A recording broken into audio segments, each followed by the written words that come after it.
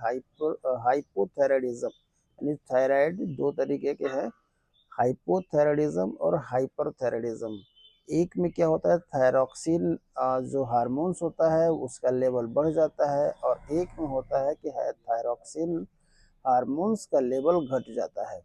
तो आज हम बात करने वाले जिसमें घटता है, यानी कि हाइपोथायरायडिज्म क्या है।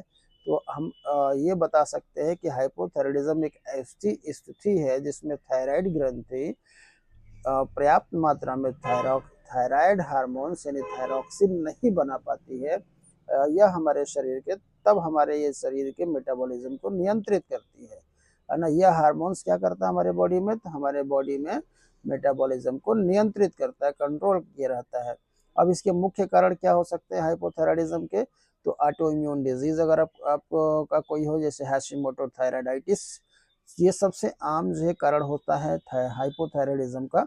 और अगर आपने थायराइड की सर्जरी कराई हुई है, थायराइड सर्जरी, आयोडीन की कमी हो, रेडिएशन थेरेपी हुआ हो, जन्म से थायराइड की समस्या हो, या कुछ दवाइयाँ जैसे लिथियम लिया हो, खाया हो, तो उससे हाइपोथायरायडिज्म हो सकता है।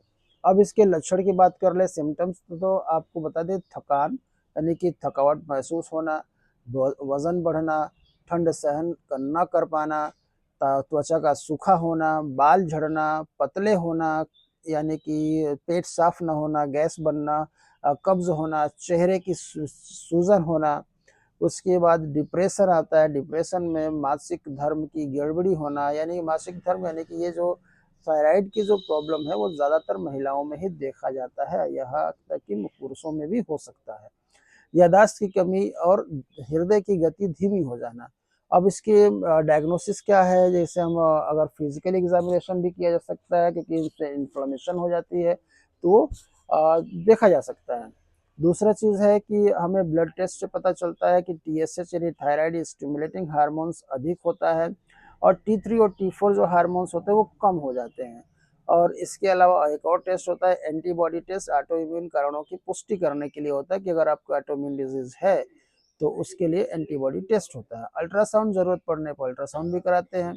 इसके अलावा अब हम इसकी समझते हैं कि उपचार किया है, तो लिवोथायरॉक्सिन जो है नामक यह थायराइड हार्मोन्स होता है, जो हमारा जो थायराइड ग्लैंड बना रहा था वो नहीं बना रहा, तो हम बाहर से लेते हैं। यह एक सिंथेटिक थायराइड हार्मोन्स होता है जिसे रोजाना लेना होता है। दवा की खुराक व्यक्ति के वजन, उम्र और टीएसएच स्तर के यानी टीएसएच के जो लेवल है उस पर आधारित होता है। दवा खाली पेट और नियमित रूप से समय पर लेना चाहिए। हर 6 से 12 सप्ताह में टीएसएच की जांच भी करवाते रहनी चाहिए। और जीवन शैली की